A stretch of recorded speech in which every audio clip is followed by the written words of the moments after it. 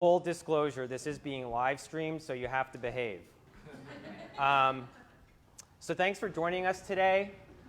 Before we get started too much, again, my name is Joe Laws. I'm the program manager at the Alliance. I have with me today Christy Rose from Northeast OKC Renaissance, Kimberly Francisco with Progress OKC, Gaby Eichenlaub, did I get that right? Eichenlaub.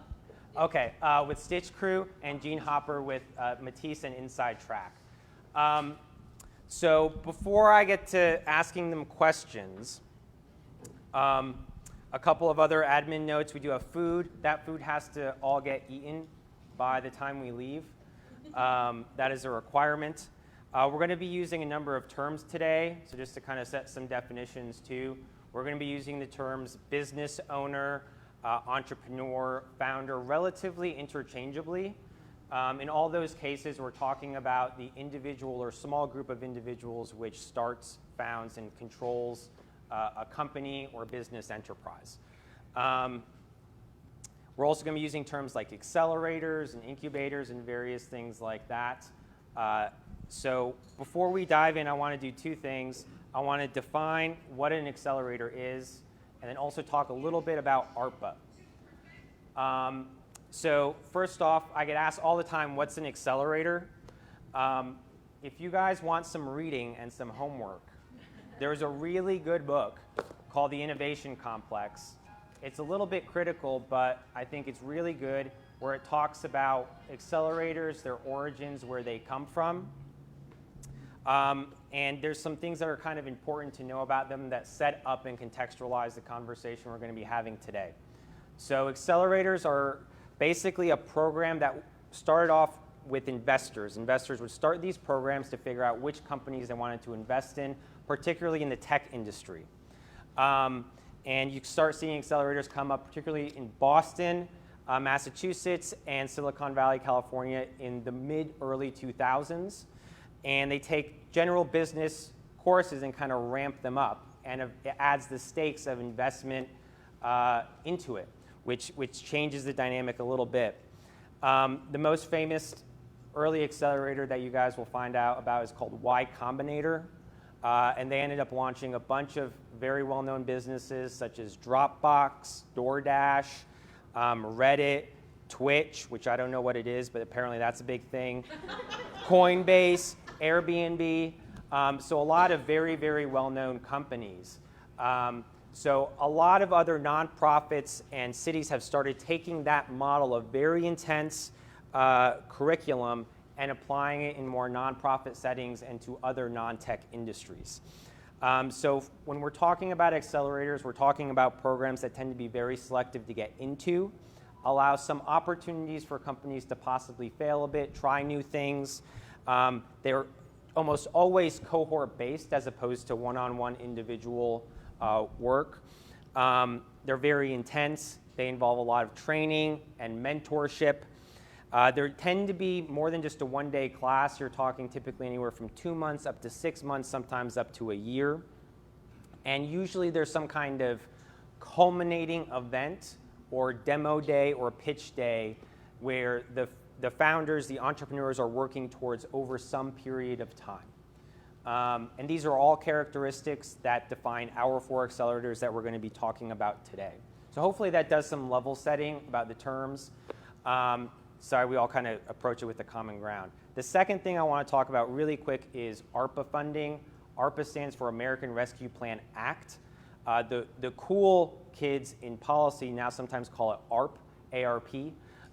Just FYI, if you're at the bar or the club, you want to look cool, you can use that term. And ARPA was the second round of federal stimulus money that the government passed in 2021. So if you guys remember, to 2020, 2021, there was the pandemic going around, there was a lot of fear, the economy took some pretty big hits, so the federal government started issuing these relief packages that gave money sometimes to individual businesses or to local governments to help deal with the pandemic, keep doors open, make sure people were not laid off. So ARPA was the second of those packages, and you guys may have interacted with it in some capacity because a lot of people ended up getting checks That was part of that $1.9 trillion spending package. Another significant part of that spending package was $350 billion that was given to states, counties, and cities across the United States. So every single community ended up getting some form of federal relief money in different allotments. So Oklahoma City ended up getting about $122 million, and Oklahoma City contracted with the Alliance for Economic Development to manage and administer about $20 million of those funds, with the direction to fund small business programs and relief, as well as workforce development and job trainings. So that is my job, and that is how I get here. So I get hired to do this in 2022 by the Alliance, and in June, July, that time frame, we issued what's called an RFP, which is kind of an open call for different programs to respond saying, hey, I think I can administer an accelerator program. And we had a bunch of different responses, and we selected 4. And those 4 respondents are all represented here today on this panel. So that is a whole lot. We got through a whole lot of information very, very quickly. And you're probably sick of hearing me talk, and you want to hear our lovely panelists talk. So we're going to kind of go down the line. If you guys could introduce yourselves, your organization, and a bit about your program too, just to give like a quick little Twitter pitch or accelerator pitch about your program to our audience today. We'll start with Christy and go down the line. That works. Hello, my name is Christy Rose. I'm getting in trouble. No, it's just for the live stream. Okay. Hello, my name is Christy Rose. I am the program manager for the Oklahoma City Minority Founder Accelerator. It is a 16-week accelerator to help minority-founded businesses scale their business, in short. Good afternoon. I'm Kimberly Francisco. I'm Executive Director of Progress OKC. We're a community development corporation. Our accelerator is Generation Impact, and we work with often termed startup or micro businesses, but they run the gamut. Essentially businesses that founders who come to our accelerator are in need of a comprehensive business plan. So that's the effort to move them to that next phase. I think that's everything you asked us to say, right, Joe? You have Hi, everyone. I'm Gaby Eichenlaub. I'm Program Director at Stitch Crew, and Stitch Crew is a nonprofit organization that works with minority founders to really help grow and scale their businesses. I'm here representing the Oklahoma City Latino Accelerator, where we take 8 weeks to really work with founders and help them, again, reach that goal of $1 million in revenue. If this is for the live audience, what are you? I'm Jean Hopper. I'm representing Inside Track Resources. The mission of Inside Track is to level the playing field for small businesses. We have the Real Deal Collective, which is a program that we have been running for about 13 years at the Mettise organization. It is a CEO development program for growth stage companies. Cool. One thing that you guys may have heard was a common theme amongst the accelerators was minority or BIPOC. We're going to use those terms a bit interchangeably today. To kind of back up a little bit, one thing I forgot to mention, in 2020 and 2021, the Alliance worked with the city too on an economic development study. So we looked at the Oklahoma City economy, looked at gaps in the economy, and one of the things we noticed was that businesses were not proportionally represented to the population. That's a really nerd way of saying that certain groups were underrepresented in the business community, particularly people who are racial and ethnic minorities, people who identify as Black, Hispanic, Asian, and American Indian. So not to get too nerdy with this, there were certain restrictions with the federal ARPA funds where we had to justify a lot of the programs, and we used that report to justify and curtail our programs to make sure that we were reaching and serving historically underserved groups like those we just mentioned. So that's going to be a common theme today. The EY study, I'm pretty sure, is somewhere online. You can look it up. It's a really good analysis of the Oklahoma City economy. I want to dive in a bit deeper, and if you guys could just each talk about some of the businesses that you guys try to recruit into your programs and who's your target business of who you're looking to serve. and what characteristics that business has, or if there's businesses that maybe are not good fits for your program, kind of talk a little bit about that. We'll mix it up. We'll start with Kimberly this time, and then kind of go down the line back to and end with Christy. Generation impact, like I stated earlier, many of the businesses that we work with would be considered in more of a startup or development phase, but we really ask folk who are applying to the accelerator to define for themselves, right, where they are. So some folks see themselves as growth, some folks see themselves as expansion. The unique quality that we find with the businesses that we work with is that they are in need of a comprehensive business plan. And we know that a business plan and having a complete business plan is really that first step for them to make that next step in accessing capital. So that's primarily our focus. Our focus is 13 weeks. It's fairly intensive. There's folk meet. My colleague's going to laugh at me. I use folk a lot. Folk.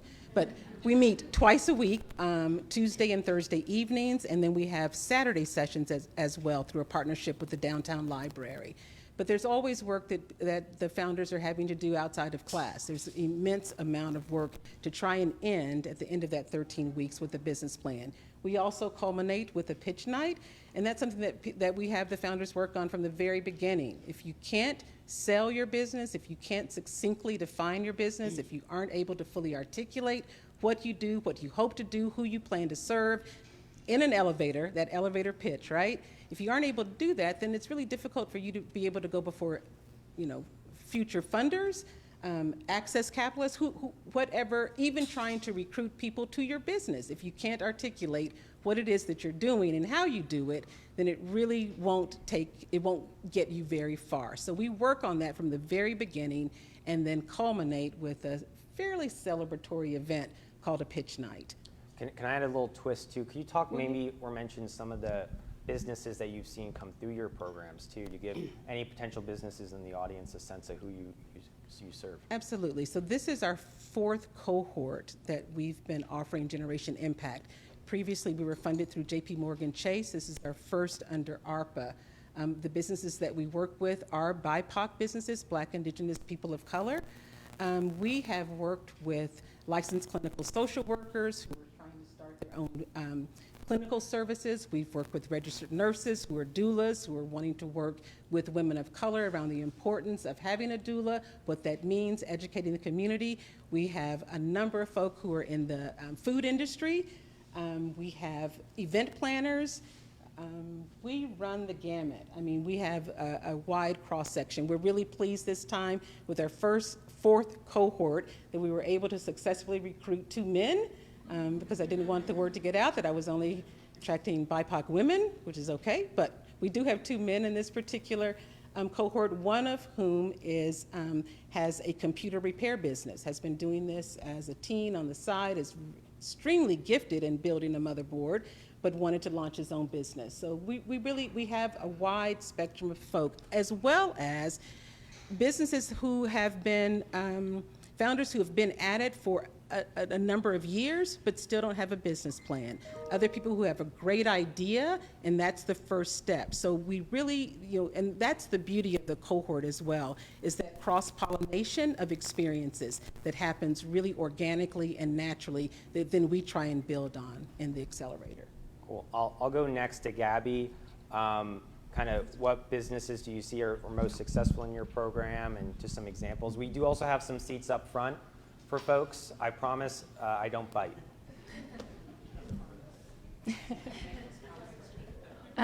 So for our program, there are some basic requirements specifically for the Latino Accelerator program. We do have other programming where it is maybe more industry focused, but for the Latino Accelerator program, you do have to have an already established business. You must be based in Oklahoma City limits, must be majority minority owned. I think the same as with Kimberly's program, Generation Impact, we don't focus on any one industry for this program, and also value the idea of having founders from different stages really learning with and from each other. I think the founders and the businesses that really thrive in the program are those that have that growth mindset. Again, our goal for this program in a short 8 weeks that we work with founders is to help them create a roadmap to getting to that $1 million in revenue. We know that excuse me, we know that won't happen in 8 weeks, but we want to get them ready and talking about the basics all the way through capital access to get them prepared to get to that $1 million in revenue. So no shame on anyone that maybe is comfortable where they're at or where their business is at, but for this specific program, there is kind of a growth mindset that needs to already be there and needs to be in place. Yeah. Before I let Jean dive into the answer to these questions, I think it's important to understand, like, this is a city-funded initiative. This is the city of Oklahoma City using funds to invest in businesses. Unlike the investors that kind of started accelerators, you know, the city doesn't necessarily take an equity stake, but there are certain benefits to us as a city investing in these programs, making sure that businesses can go, you know, hire more people, expand the employment base, invest in individuals and social capital. So that's another piece of this. So Jean, sorry to cut you off. But, No. So we are focused on small business. 99% of all businesses, this may be shocking, 99% of all businesses are small businesses. And we really saw the importance of that during COVID, that they are the backbone of our community. So we're looking for small businesses with a proven track record. And if there's 100 people in the room, 90 will leave. Those are the people who are employed. 10 are small business owners. Of that, half will be gone in 5 years. We're looking for the proven small business. 60% of our cohort is women minorities, so we're intentionally looking for diversity in that cohort. We look for anywhere from 5 to 100 employees, 500,000 to 20 million in revenue. We will take larger or smaller on a case-by-case basis, because if you're really committed to growing this community, you will know that only 1% of women's companies ever hit $1 million. And only in minority companies only do 30% of the revenue. So we've got to surround each other and build a community that has each other's back for growth. We are across all sectors. We take CEOs through a 6-month course where they develop, using their company, a playbook and get really clear on where they're going strategically. So what are they going to do to differentiate themselves?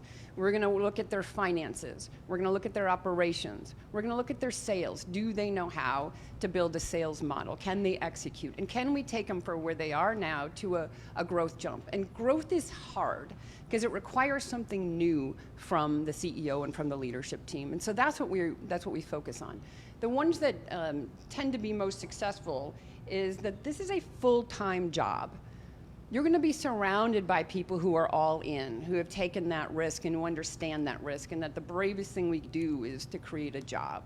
So we really look for the person who's all in, and they're not dependent on venture. Having had venture capital, it's a lovely thing, but there's a different type of business owner that we serve. Many of our clients have gone on to venture, but this is about organically building a real sustainable business for the future. Cool. So Christy, same question. Alrighty. I guess to hit on the first question of what we're looking for.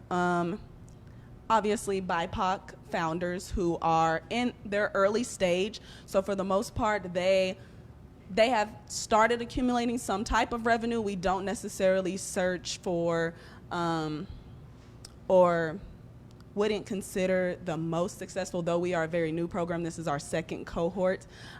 We can't speak too much to what would be that, but we are pretty confident that we are looking for both Main Street and high growth founders. So if they're early stage, whether they're Main Street or high growth, we are looking for them. To speak to, sorry. Examples of businesses that you guys have served. Examples of business that we have served. So there's not really any particular, there's been a great variety, I must say. We've had some that are in like hair, they have a salon, and then we've had some who, we had a film studio and sound stage. Currently we have a great variety as well. A gym, we have a trucking company. There's great variety in kind of what we have. If I just went through, you would see just how much we have. That's pretty much how I'm going to answer that question right now. Cool. I hope people are starting to get the sense that even though we have 4 accelerator programs up here represented, there are differences amongst the programs. So I want to kind of dive in deeper into that a little bit. And this time I'll start with Gaby. So could you talk a little bit about if there's any phases or milestones to the program? If a business gets accepted to the Stitch Crew Latino Accelerator, what does that look like over the course of the program? Yeah, I think we also, kind of like Kimberly said, we go back to the basics too. We do cover, the basics of business model, crafting that business model Canva. We talk a lot about marketing. Juliana joined us for a session on that. We do go into fundraising and capital access, but and do cover the wide gamut, because I do think that is important for founders to really understand all the options they have and not just go after maybe the one that's most talked about. I think it's also very important what Kimberly said in terms of like just how founders speak and think about their business. Again, it's that growth mindset. But sometimes, you're so stuck in the day-to-day that you forget to think about the next steps of your business. So again, as we create that growth mindset and really, talk to that, it's about having that confidence in the founder to be able to articulate clearly what their business is, what they do, and get people excited about it.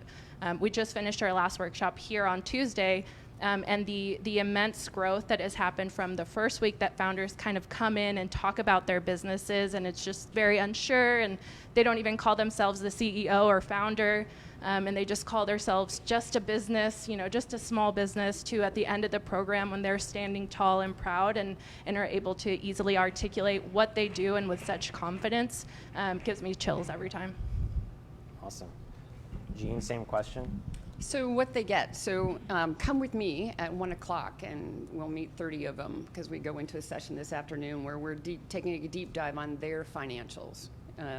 But what they'll get is an actionable, strategic, and operational plan that our graduates use for years to run their organization, because we use a tool that we use with our clients and back on the Mettise side, so we know it works. And that is how does a team, how does a CEO lead the organization and grow the organization, and what do they do on the finance side, what do they do on the marketing side, what do they do on the product side. In addition, we ensure that they know really well how to describe, they have the cocktail armament. How to describe your company is really, really difficult. Then having each other in the group is a key resource. Speaking of key resources, one of the things that's fundamental is access. And we are really intentional about the diversity in the class, because when you join, you commit to having each other's back and growing this and paying it forward. And so helping open doors, helping open relationships, we double down on that, because there isn't a problem.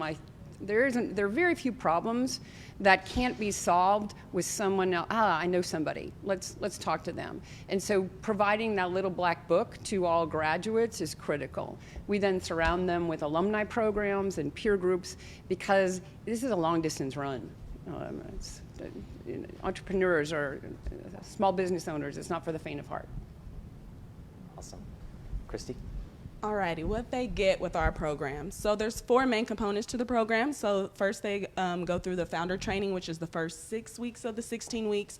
And that's where they're filled with all these business education resources. We go over things like value proposition, a lot of things. And then founder concept analysis is when we kind of go through a deep dive of their businesses and really get them to understand like market segment. Like a lot of people have mentioned, a lot of them don't know how to simply communicate or articulate what their business is or what it does.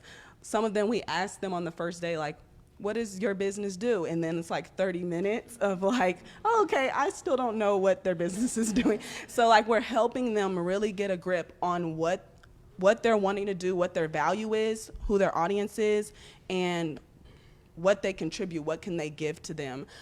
So that's really what they're trying to break down and understand in the founder training. And then it goes on to operational intervention where they're paired with either an industry specific expert to kind of help them gain more insight on their particular industry, and then subject matter experts to go over things like finance, marketing and sales, different things like that. And then of course what they all pretty much probably care the most about, which is the access to capital. So they get a non-dilutive grant at the end of up to $20,000 depending on the revenue model. So, yeah. Kimberly. If I can remember the question. I'm the eldest here on this panel. No. The program's offering the I'm sorry, course Joe, I'm just structure. giving you a hard time. I think for me, one of the biggest assets that we provide folk who come through Generation Impact is that we work with 2 professional facilitators, one with the Small Business Development Center and another who her full business is around assisting individuals in building a business plan. So they're working with content experts from the very beginning. We also build in, over the course of the 13 weeks, we have field trips, as we call them, as well as we bring in folk from various fields. We've recently had an attorney come in who will speak on legalities and contracts. We have an individual that comes in and speaks on financials, how you don't commingle your personal and your business, what that should look like, providing information around tax help. We'll bring in marketing analysis. We'll bring in folk who talk about how to create content, social media. So built in the course, folk are actually working on their business plan. They're working with 2 individuals who are guiding them through the process. We build in technical assistance or business support services throughout the 13 weeks, and then we try and take the cohort founders out of the Alliance office and into the community. And community, for me, is the key component. It's about relationships and community.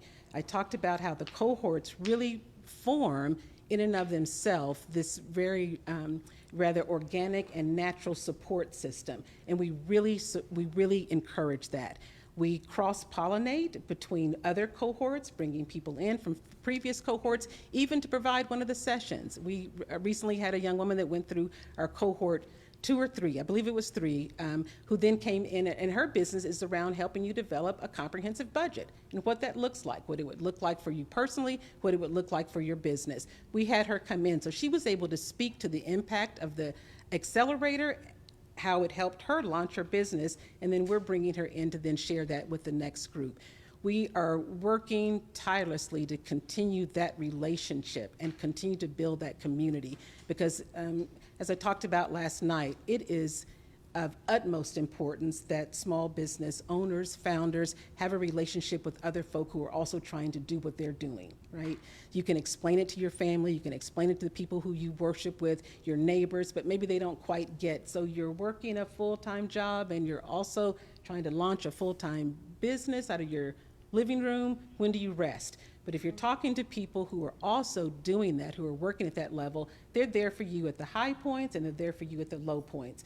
They share information, they share resources, they connect one another, and that is, for me, it's really around Med Week, our theme for this week, but around that cross-pollination and connecting those dots and understanding that you're building more than just your individual business. You're building a community, you're adding to the ecosystem, and most importantly is what Jean was talking about, the importance of small business owners and them fully recognizing how much of our economic system, how much of our economy is built on them, and how essential and important their businesses are. So again, continuing to reinforce, build the positive, cross-pollinate, and they're exhausted after 13 weeks. But at the end of that 13-week time frame, we hope they have a comprehensive business plan. We've given our cohort this week off to participate in Med Week, but Shayna, who is one of my facilitators who assists with the business plan, is meeting one-on-one with each of the 11 founders checking that business plan. Where are you? We know you should be at a halfway point. We're halfway through. Looking at where people are struggling, we've also been able to identify that, not making assumptions that everyone is comfortable with command of written language. And so how we can then support those business owners that may not have that ability, right, to be able to write and articulate fully what they're trying to do. That practice of their pitch, all of that is part of it. And so, no shame, no blame. We are there to support, to provide resources, and to continue to wrap our arms around those small businesses and then helping them to build their connections and understand that they are an essential part of the ecosystem. Answer the question. Awesome. Well, I hope you guys are seeing that there are some of the nuances between the different accelerator programs that we offer here. One thing that was mentioned that's actually a commonality of all 4 programs is that after completion of the program, the business may be eligible for a grant. And at that point, the Alliance kind of steps in and does that piece because, as you can imagine, administering federal funds in grant form is a nightmare. So we come in and help with that component at the end of it, to kind of mirror that private sector accelerator that comes in with equity investment. So we just give these grants. There are stipulations attached. You can't go to, Mexico or Europe with the grant, but it is a valuable tool to help businesses implement what they've learned through the program. I want to ask some kind of questions to you guys individually, and the first one I have is for Jean. By the way, if you guys have time afterwards, do look into Jean's bio. She has a lengthy experience and deep and rich experience working with businesses of all different kinds, tech businesses, healthcare businesses. And as she mentioned before, her specialty is taking these growth stage businesses to the next level and businesses that have been around for a while. So my question for you, Jean, is how do you work with businesses to kind of effectuate change, maybe have some uncomfortable conversations about where they need to go as a business, and how you kind of coach them through what could be kind of uncomfortable if someone doesn't want to or likes change? So I think the first thing is safety. Regardless of what you see in the paper and the magazines, if you're a small business owner, your ride or die partner is imposter syndrome. And you have got everything you've got is invested in the business, right? Your future, your money. It's kind of a terrifying thing, but you can't show that. And to have a place where you can show that, like I'm really good at this and good at this. I have no idea what I'm doing in this area, and to have a place that you can talk about that's safe. So the first thing we got to do is make sure that everyone knows that this is a safe place, and then how do we get clear? Well, we will share best practices and share information that, if you don't know cash flow, that's where 90% of us are going to fail. And we'll take their cash flow report, what we'll do today, we'll do in small groups, and we'll look at it and then analyze it and compare it, because there's so much mystery around this. And we make it a safe place to use real information and to ask difficult questions. We even have a program called I Got a Friend, where they anonymously send in questions, and we have a group of community experts in finance. And I have a friend who had a credit problem, and so we can get to that level of candor and that level of authenticity. I think is one of the essentials, and then just to surround them with people who can provide feedback that, yeah, you can do that, and here's the downstream consequences of that. So if you lead this way, here's the downstream consequence of that. If you make this financial investment, here's the downstream consequence of that. That's really helpful information, because a lot of times, you make 50,000 decisions a day as a small business owner, and just to have a moment to pause and to have people beside you to help you think through that is game changing. Yeah, that's good. I want to ask a question to Christy now. Christy, you work at Northeast OKC Renaissance, which is a really awesome organization focusing on revitalizing the East Side, and you guys have different programs for nonprofits and housing as well. Can you talk a bit about how your Accelerator program and really your business development efforts fit into the larger mission of what you guys are trying to do to revitalize the northeast side of Oklahoma City and address some, really trying to remediate some past harms that have been done by public and private policy? Absolutely. What our particular accelerator, OMFA, kind of fits in the grand scheme of Northeast Oklahoma City Renaissance mission is really speaking to the resources that we're providing. All of these programs, what you see in common is that they are, everybody who is a part of everything, I can't English right now, I don't know why. Okay, everyone who is a part of everything NEOKC is just passionate. They all want to see these small businesses succeed and wanting to see, in the grand scheme of things, Oklahoma City succeed, and seeing us as we are trying to grow and expand. And you see all these great things going on. The East Side has obviously been underserved and not given all of the resources that they need. So we're trying to pull in all the resources that we know, and partners that we have like I2E and the Alliance, and people who are able to really come and give their expertise from what they know that maybe we don't, and utilize those partners to come in and just be of support, and utilizing things like these grants to help them where there's been a lack of access to capital and things of that nature. So I think that kind of just right now goes into it. There are some other things we're working on to also help in those areas that we've mentioned, but that's right now the biggest thing. That's awesome. You guys can see from the giant slide right here that this is part of OKC Med Week, and the theme for this year's OKC Med Week is cultivating community. So Kimberly, I want to ask you a question about that. Can you talk about the power and impact of taking a group of people who maybe haven't met each other before but have some kind of maybe shared experience but definitely a common desire, and watching them go through a cohort-based program and kind of build a team and a community as a group? Can you talk a little bit about that? The power of that? Yeah. Yes, absolutely. Yeah, as I stated earlier, for me, that is what is truly most inspiring about the work that I see that we do with Generation Impact, is watching the connections, watching the relationships that form, and watch how business founders support one another, right? And it's always inspirational when folk don't know what they don't know, and they aren't aware of how much they do know and what emanates and what can emerge in the context, as Jean said, in an environment that you've created where there's no shame, there's no blame. We're all here learning together, right? And it's a safe environment.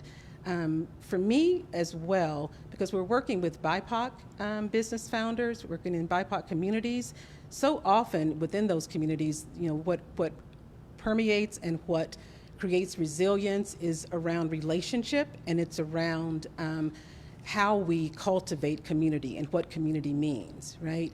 And reminding ourselves as BIPOC folk that we are relational, right? We are not, it isn't around what that individual is doing and how that one person is making millions and growing. It's around what we can do as a community, what we can do as a collective, and those relationships. And just reminding ourselves, because we are working and operating within a dominant culture, right? And so often what we might, our lived experience may not be what's represented in that space. And so reminding people to be present, right? Reminding folk to be aware, and to you know, that sense of pride as you're able to grow and fully articulate your dream and what comes from that. Even though you might know that, you know, I got 25 cents on this little business right now, but I have a dream, right? And if I can fully articulate it and if I can share it, I'm going to find someone else who may also need what I have, or they have something that I could benefit from. So it really, it's community, and that's what, I get emotional. But that's what That's what's needed. So often with small business founders, it is literally just, as in nonprofit work, you are literally fighting to eat another day, right?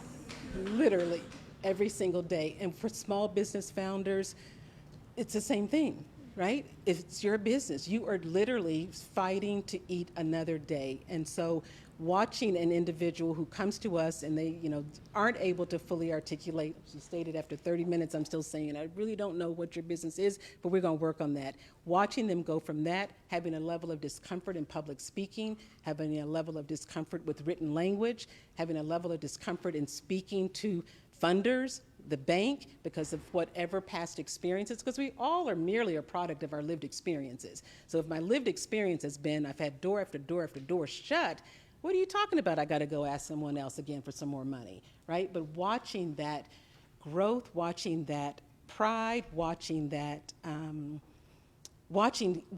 the founders support one another, right? The attaboy, you got this, we're here with you. Folk who are here from the cohorts, it really is. It's and having an accelerator operating right now in the midst of Med Week is also very inspiring, and why we take the week off so that folk can fully participate, because again, it's about cultivating community. It's about exposure, and it's about resources that I may not know that I needed or may not even be aware that they're there. But this exposure continues to build greater and greater opportunity. Awesome. You can clap. I have a question for Gaby. Gaby, could you talk about some of the continued challenges businesses are facing out there, and what gaps might still exist out in the broader small business resource ecosystem? Yeah, I think that could be a whole session in and of itself. But I was, trying to, as I was looking at the questions and trying to write down concisely, again, doing what we preach, what I would talk about today. I think it was mentioned before, just the access. Access to capital is a big thing. Latinos specifically are launching businesses at a faster rate, Latinas faster than any other demographic. So there's no problem launching businesses. Our goal for our program is to reach that $1 million in revenue. And there's this scale wall that happens for specifically minority founders, where they don't have that access to capital, which is often needed in order to grow their businesses. And so I think that's one of the main things. I think also, speaking to what Kimberly said too, one of the, Stitch has been around for 5 years, and we've done programs where it's been founders with different cultural backgrounds.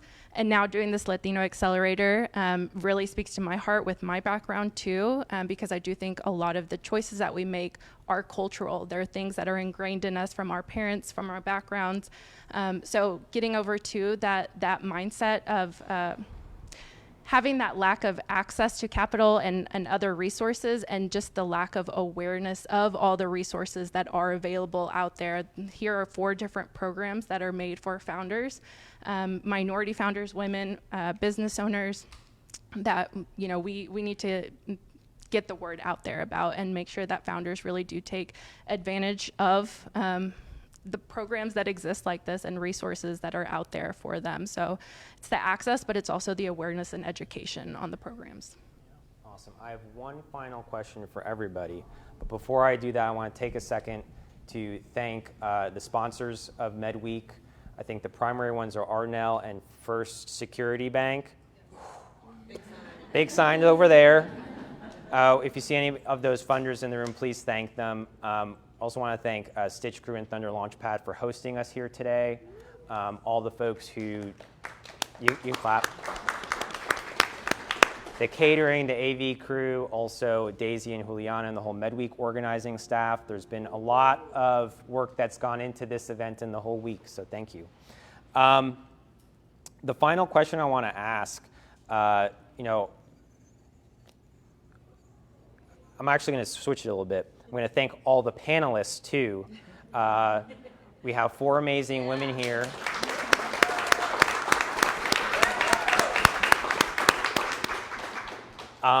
So the question I want to ask, and you guys talked about it a little bit, there's a lot of systems and structures out there in the business community and the broader community, and they tend not to be representative of everyone. To be very frank, a lot of times the room's filled with people who look like me.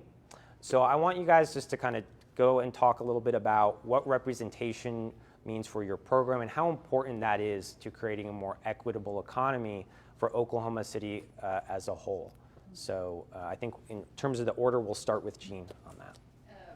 So ours, the real deal is about intentional inclusion, and 65 to 70% are women and minorities, and the remainder are non-minorities. If we create a safe space, we get to bring ourselves to that space, and we get to talk about what it's really like to have a business in our communities, what it's like to start a business in a certain community and then need to grow beyond that, and what's the impact of that, and is that different for me than it is for you? The opportunity to learn in an environment where you've got different needs than me, you've got different experiences from me, and I'm better because I know this now. And not only that, oh, have you thought of, here's something that was helpful to me, or here's a door that you might not have seen or have access to. That's powerful, and that's love, and that's what we're really interested in doing. Awesome. Christy? For us, I'd say representation is extremely important. A lot of times our founders who have questions and things like that, they've honestly held back on so much that we may think is like common knowledge per se. They've been in spaces with people who may have that knowledge, but they didn't have the confidence to talk to those people because of honestly just lack of representation. Honestly, you want to be able to talk to someone who looks like you because you feel like they get it a little more than maybe someone who doesn't. And we've had founders come and say, oh, I should have talked to such and such about this, but when I did go to some consulting or whatever the case may be, they already have this preconceived notion of like what I as a BIPOC founder am going to be like, or that I am going to have this lack of knowledge. So they feel so much more comfortable in the space that we provide because of the representation and because of they know that we are intentional in who we're serving and how we want to serve and accommodate them. So I think to answer your question, representation is extremely important in this, and yeah, that's my answer. Really? And I don't know that I can say anything differently. I think, we're living right now in a particular time where we're seeing more and more where we hear that comment around representation and how important it is, right, in sports, in any industry, right, for women, for folk of color. And part of what I spoke to earlier around our bringing in previous members of cohorts who are also small business founders who then look and who have started a business or operating very similar to what the folk in the current cohort are doing, that's a level of inspiration. It's a level of, it's also leveling that playing field so that I feel like I can sit and talk honestly to Juliana, right? Because she started a business similar to what I'm trying to start with as little money as I have, and look what she's doing. And so providing that opportunity for folk to see these are people who were where you are, this is where they are at this point, this is where they are at this point, and also recognizing that not everyone's going to make it, right? Not everyone is going to make it through each of those phases, but putting people who look like cohort members in front of them with similar and comparable businesses, similar and comparable lived experiences, it takes away some of the reticence around you may not understand, we may not speak the same language. And then also just by creating a sense of community, cultivating that and encouraging that among the cohort so that you may have shared something. I may have told Christy around a concern that I have. We have a speaker coming in, but I'm not confident, right, in asking that question, but Christy knows I need to ask the question. Well, maybe she asked the question for me, which gives me, right, a little encouragement to then take it further and to drill down further. So I do think, and it isn't that we don't have folk who come and speak to our cohort who don't necessarily look like or represent every member of the cohort, but we really work intentionally trying to assure that we're putting people in front of cohort members that can be inspirational, but it can also, I can see myself there, because I think that representation is essential. Gaby? Gabby? I mean, I completely echo everything you all have said. I think specifically for our program, like you mentioned, Kimberly, community is super important. One of the other goals of the program is to really dig into the misconception specifically that there is for Latino entrepreneurs, that we only fit a certain type, that we're only in certain industries, that we can only grow so much. So we really do speak to the idea that there is so much more, and I think the best thing that we can do as program directors or managers or whatever it may be is to really, like you said, create that safe space and give access to resources and networks and mentors. And then, we've seen it said and done before, when you invest locally, that stays locally. And I truly believe that that's the same for knowledge and awareness of resources and mentors and networks. If we just create those safe spaces and give access to those networks and resources, the founders will go out there and, again, build that community out. And again, that's when people will see themselves represented. When founders that go through our programs that are now aware of all that there is available, they will then share that with the community, which again can see themselves represented. That wraps up the questions I have. Let's give our panelists a big round of applause.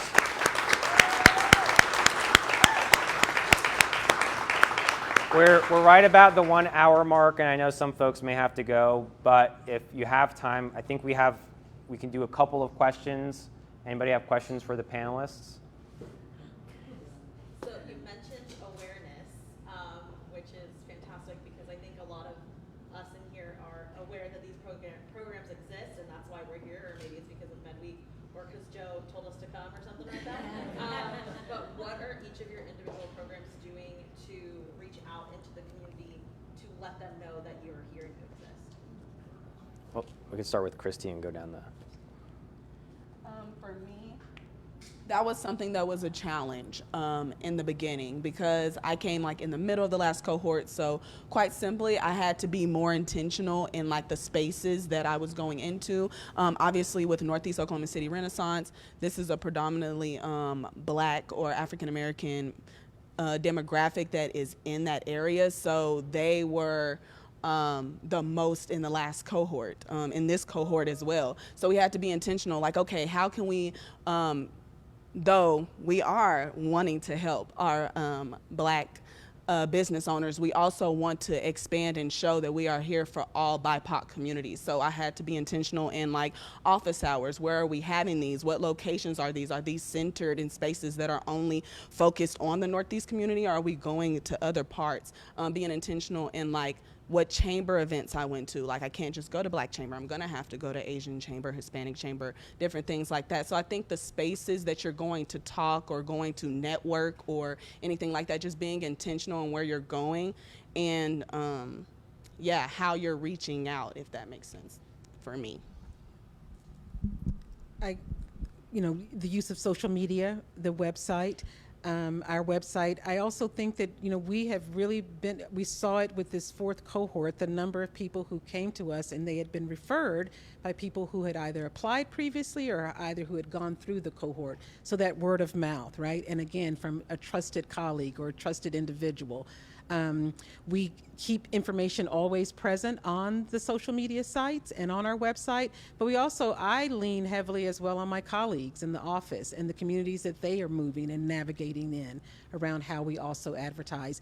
But as Christy was saying, and I think that's the lifeblood of nonprofit. You're always speaking your nonprofit. You're always advocating for whatever it is that you're doing. So as much as folk get tired of listening to me, but I do.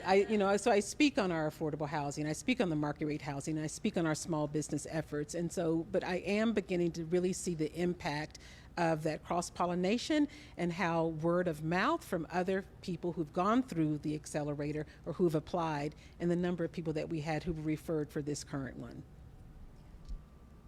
I think specifically for the Latino community, there is a big distrust for programs like this, especially when it comes to government funding. So I think a lot of it is just, again, reaching out, using or talking with founders to share their experience and to share that, you know, it is an intense program, but it's not scary, and we're here for you, and we're here to work with you at the end of the day. I think you mentioned, Joe, too, that a lot of these programs are very selective. So, you know, as many founders that apply and that we get the word out, we only work with about 10 or 11 founders per cohort, too. So that still leaves a lot of founders out a lot of the time.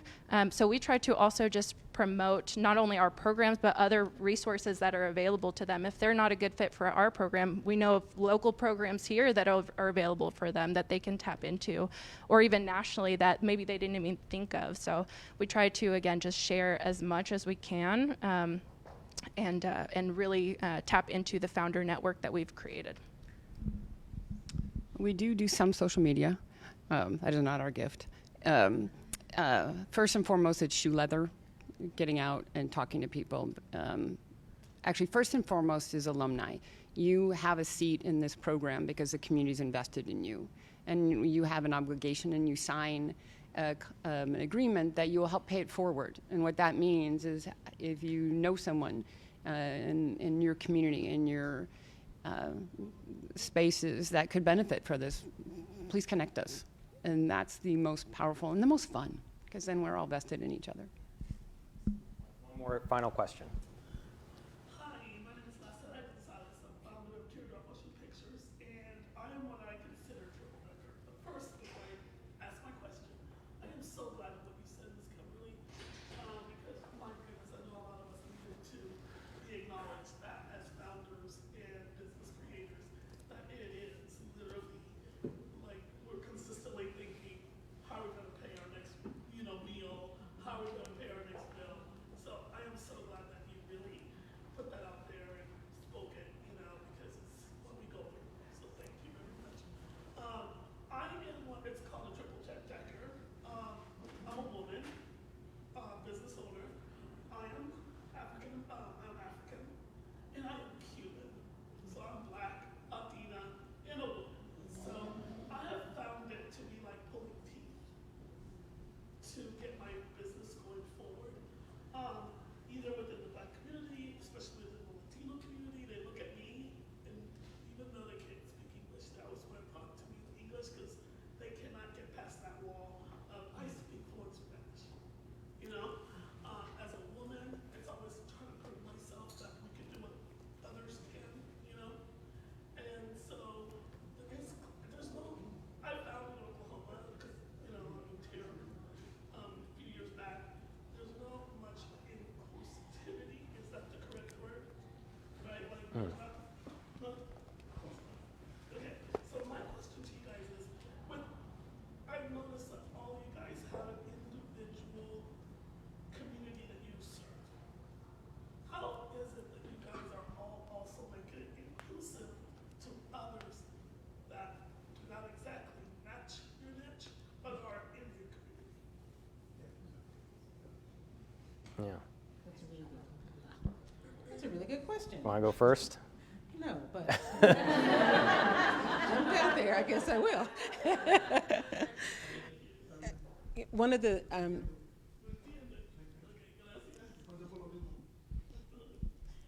things that we aren't, Progress OKC isn't a nonprofit that only works in one community, right? Our mission is to work in communities that have historically been disinvested or not sufficiently invested in, right? For the business cohort, though, starting with our second, we started hosting informational sessions, and I am a huge advocate of the Metropolitan Library System. I think it's like the best kept secret ever for business folk to know of all the resources that are available within the library. So we have a partnership with them, and we host informational sessions. Also, there are libraries in every community, right? There's a library, literally. There are 19, if you didn't know that, Metropolitan Library locations. And so we move our informational sessions around, right? We aren't only hosting it at Ralph Ellison, we're also hosting it at Capitol Hill and Southern Oaks and the Northwest Library. So I do think you have to be intentional.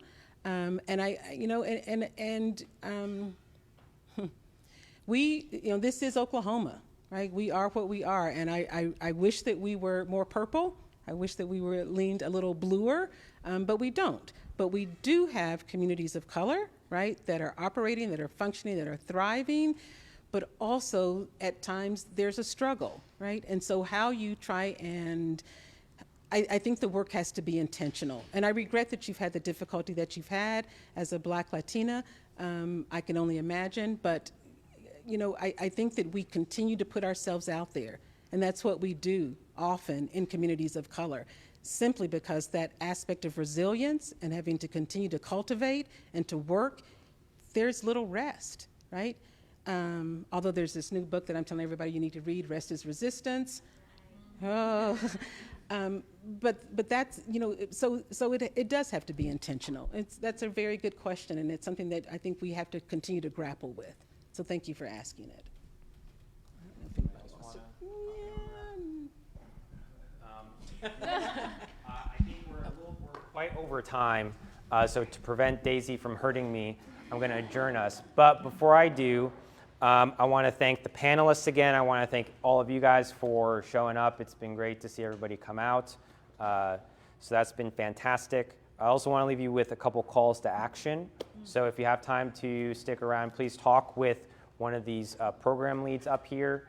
Also think about or ask yourself how you can support these providers and other entrepreneurship programs and how you can continue to improve the ecosystem in generally that is supporting entrepreneurs and small businesses. So I kind of leave you with that call to action, and let's close by giving our panelists one final round of applause.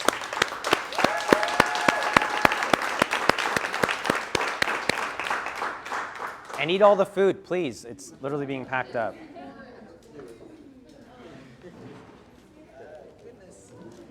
Thank you, guys. This was a great event. Yeah. Thank you. This was Thank you. great. Hopefully I didn't catch anybody too far off guard. A little bit.